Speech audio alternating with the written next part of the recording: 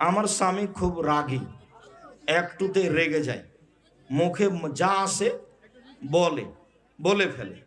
তার রাগ কমানো বা মেজাজ যাতে ঠান্ডা থাকে তার কি উপায়? আপনি খুব নরম হয়ে থাকবেন, প্রতিবাদ করবেন না। সমস্যা ঘটে সংসারে প্রতিবাদ করলে, হ্যাঁ তুমি এ কথা বললে কেন, এতে সমস্যা ঘটে। আর অভিমান করলে, তোমাকে কত বললাম তা একটা শাড়ি নিয়ে এলে না, এর নাম অভিমান। অভিমান করলেও ঝামেলা বাঁধবে, আর প্রতিবাদ করলেও ঝামেলা বাঁধবে। অভিমানই নাই।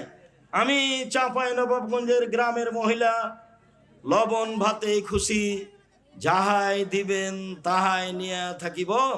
আমি নিজেকে আপনার পায়ের নিচে মিশিয়ে দিয়ে জীবন কাটাতে চাই।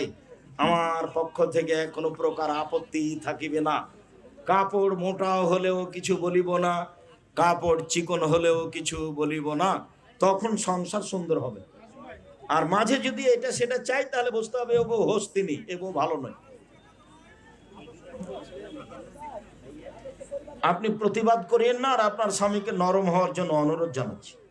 আমি পর্দা করতে চাই, কিন্তু আমার শ্বশুর বাড়িতে কে কেমন আছে, কে কখন আসে কিছু বলা যায় না। আমার স্বামীও আমাকে সাহায্য করে না। আপনার স্বামীর সাহায্য করা উচিত। কেউ আসলে কাজ ছেড়ে দিয়ে বাড়িতে উঠবেন, ঘরে ঢুকে যাবেন। আমরা যখন আসলাম রংপুর থেকে, আব্দুল্লাহ আম্মা রংপুরের, ওর নানির বাড়ি রংপুর গাইবান্ধা, তো মানুষ আসলে বাড়ির ভিতর ঘরের ভিতরে উঠে যায়।